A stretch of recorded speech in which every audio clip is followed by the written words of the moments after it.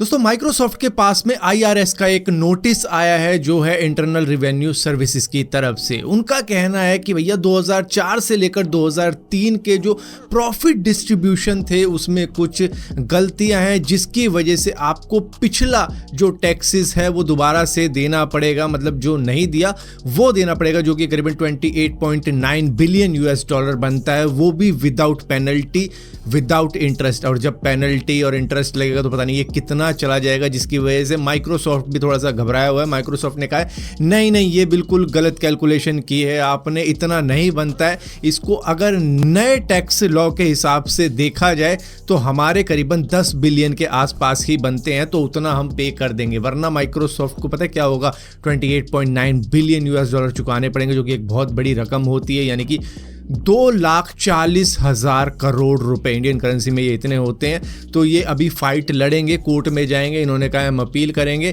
हम इतना नहीं भरने वाले हैं। तो ये तो बहुत ज़्यादा हो गया। वैसे भी ऊपर से टैक्स पेनल्टी ये सब लगेगी तो फिर ऐसी की तैसी हो जाएगी।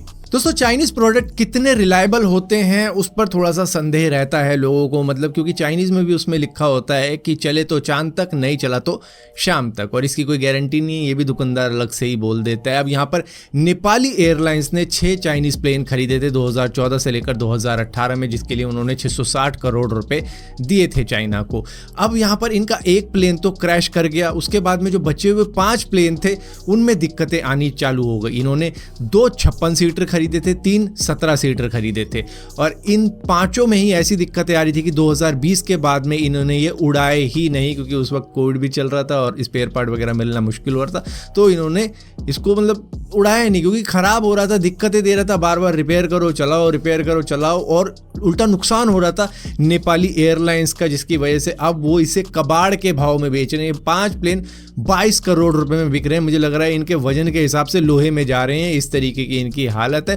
क्योंकि इनको खरीदने के बाद में 660 करोड़ रुपए में खरीदे थे इन्होंने, और जिसको चलाने के बावजूद भी नेपाली एयरलाइंस को 190 करोड़ रुपए का नुकसान हो रहा है, क्योंकि एक क्रैश हो गया और बाकी के जो उड़ा के किसी तरीके से अपने पैसेंजर से रिकवरी करनी थी, रिकवरी की बजाय इनको रिपेयर करने में पैसा लग रहा था, जिसकी वजह से फायदे की वजह से इनको नुकसान हो रहा था, और इनकी हालत कुछ इस तरीके की थी।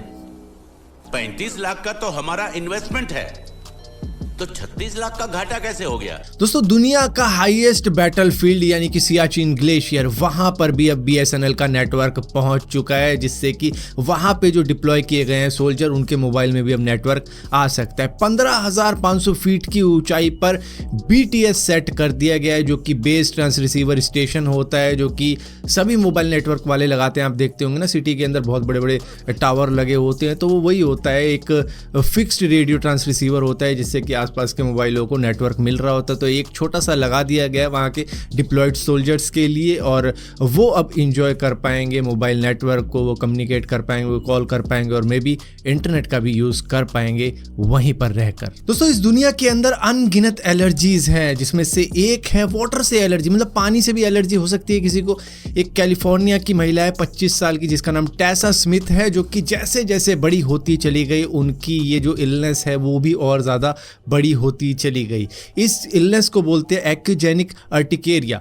इसके अंदर होता है क्या है कि पानी से दिक्कतें होनी चालू हो जाती है, यहाँ तक कि पहले तो देखो कई लोगों को स्किन की एलर्जी होती है कि पानी लग गया तो स्किन में जलन वलन ऐसा फील होने लगता है। अभी मुझे रिसेंटली फीवर हुआ था ना, तो 10 दिन था, और उसके बाद में भी थोड़ा सा ऐसा फील होने लग गया था कि भाई अब पाँव में थोड़ा सा ना पानी जैसे लगता है, तो ऐसा लगता है जैसे चींटियाँ काट रही हो, तो उस तरीके की चीज़ हुई थी। लेकिन कुछ टाइम बाद रिकवर हो गया था। लेकिन इस महिला के साथ में ऐसा कुछ नहीं है। दरअसल इनको जैसे ही पानी लगता है वहाँ पे रैशेस होने लग गए, घाव होने लग गया, इस तरीके की चीज़ें होने लग गई। इनको लगा कि ये सोप से हुआ है या फिर किसी शैम्पू से हुआ है, तो इन्होंने वो भी बदल के देख लिया। लेकिन इसके बाद में जब ये डॉक्टर के पास में गई तो इन्हें मालूम चला कि इनको इस तरीके की एलर्जी है, जो कि पानी से है। मतलब मुँह में भी छाले हो रहे हैं पानी की वजह से। तो अब पानी के बिना तो कोई भी इंसान जी नहीं सकता, और इस बीमारी का कोई क्योर नहीं है। तो यहाँ पर अब इनके साथ में चीज़ें क्या है कि भैया इन्हें अपना लाइफस्टाइल काफ़ी ज़्यादा चेंज करना पड़ गया। अब यहाँ पर ये क्या करती है कि ड्राई फूड के ऊपर ये काफ़ी ज़्यादा डिपेंडेंट हो चुकी हैं, और उसके साथ में थोड़ा सा पानी पी लेती है। तो इस तरीके से ये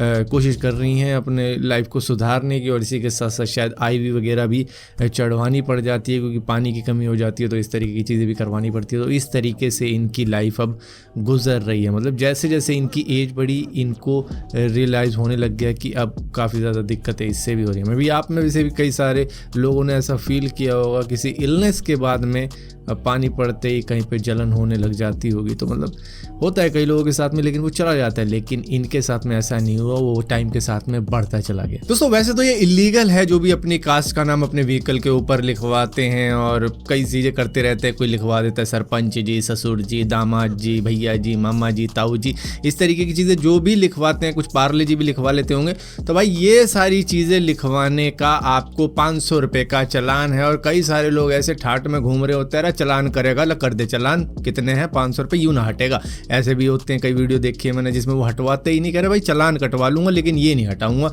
और ऐसे निकल जाते हैं। तो भैया अब NCR के अंदर भी इसके काफ़ी तेज़ी के साथ में चालान कट रहे हैं क्योंकि ज़्यादातर लोग सुधर रहे हैं, मतलब साइलेंसर वगैरह सब ठीक हो चुका है। तो अब पुलिस इन पर भी उनको पकड़ रही है कि चलो कुछ नहीं तो यही सही। दोस्तों जिस तरीके से दुनिया भर में अलग अलग जंगें चल रही हैं इस वक्त में, उसको लेकर चाइना कहीं ताइवान पे अटैक ना कर दे, तो US ने भी अपनी नेवी के भी वॉरशिप उस तरफ में भेज रखे हैं ताइवान की तरफ में। तो उनको डराने के लिए चाइना ने भी अपने फाइटर जेट वगैरह हवा में उड़ा के दिखा दिए कि भैया हम भी तुम्हारे ऊपर ही हैं। तो इन्होंने मतलब US नेवी के ऊपर ही अपने जेट उड़ा के दिखा दिए कि हाँ भाई तुम ही तुम हो तो क्या तुम हो, हम ही हम हैं तो क्या हम हैं। मतलब बॉर्डर का डायलॉग भी मार दिया करके कि भाई ऐसा मत समझना कि हम डर रहे हैं तुमसे, तुम अगर यहाँ पे नीचे चल रहे हो तो हम तुम्हारे ऊपर चल रहे हैं।